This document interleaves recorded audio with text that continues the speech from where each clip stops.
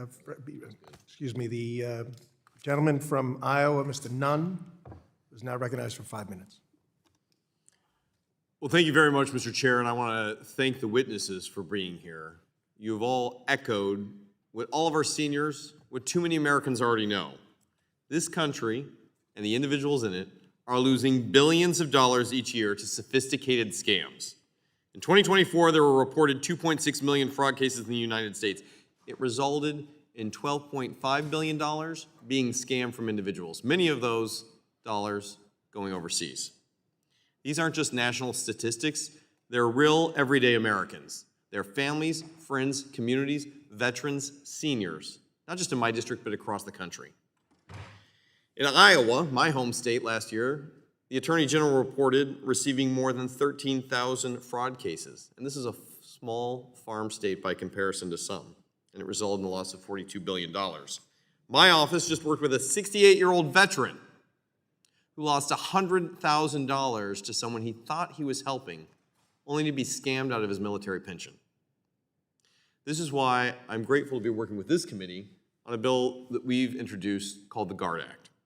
It provides state and local law enforcement better tools to track fraud, as well as the bill we're leading in a bipartisan way, the TRAPS Act, to really stop fraudulent payment schemes targeting seniors at a national level, working both locally and strategically to be able to address these issues.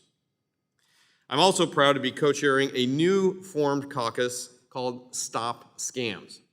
This is a bipartisan effort on best practices that we should be sharing. And it's one of the reasons I'm so grateful this committee is speaking about our scam attacks today. So, Mr. Benda, I'd like to begin with you. As you know, banks are on the front line.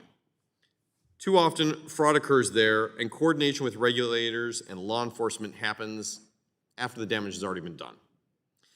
Wouldn't a coordinated task force like what is created under the TRAPS Act help to address and disseminate best practices before these events occur?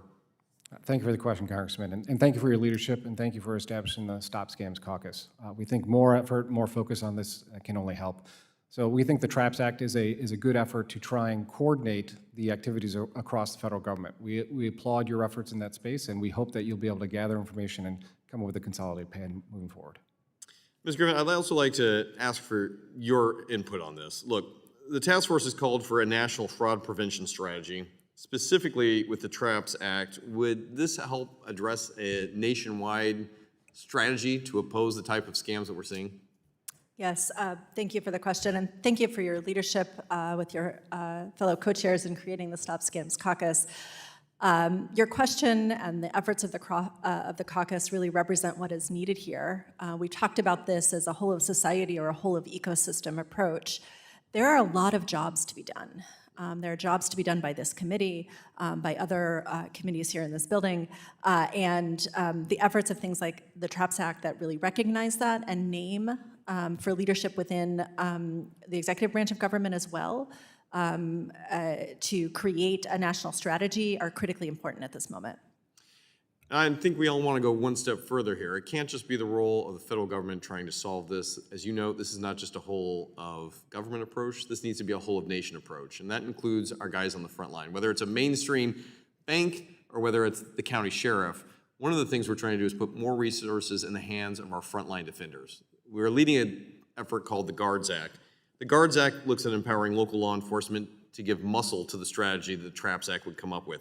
Local law enforcement, as we all know, they're at the front lines. They hear the call, they talk to the senior citizen, they heard from our veteran, and often they feel powerless in their ability to help. And by the time the federal government shows up, as we noted, it is too little, too late. The GUARDS Act provides local law enforcement with tools to act, while the TRAP Act would establish a federal coordinating hub. Would you say the two bills together create both a top-down and a holistic approach and a strategy that right now is not available to too many? Yes, thank you very much for that. And I'll say that what we've heard from victims are both stories of times when local law enforcement has been enormously helpful and times when local law enforcement has not known what to do and they've turned away in shame. And so the ability to create more resources so that local law enforcement has training and the incentives to be working with victims and elevating this issue is critically important. Thank you for that leadership. Representative, if I may, I appreciate the TRAPS Act. The one thing that I ask is that it be expanded to not just cover electronic payments, but all types of payments. That's very good. I appreciate that feedback. Together, I think we need to be able to come up with a strategy, first of all, to be able to implement and help our folks at the local level. With that, I yield back my time.